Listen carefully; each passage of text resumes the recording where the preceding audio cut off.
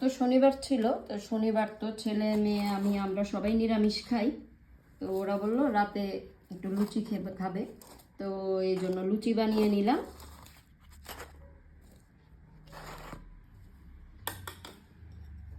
আর তার সঙ্গে এই যে আলুর দম বানিয়ে নিয়েছি মটরশুঁটি দিয়ে, ধনেপাতা দিয়ে। আমি একটু টমেটোও দিয়েছি, একটু দইও দিয়েছি।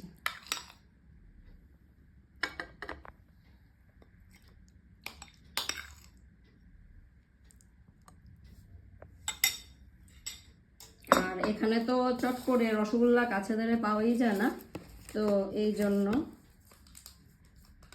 যদিও বা পাওয়া যায় স্পঞ্জের, তো আমাদের এই সাইডটাতে পাওয়াও যায় না, তো এই জন্য কালাকাঁদ নিয়ে এসেছি।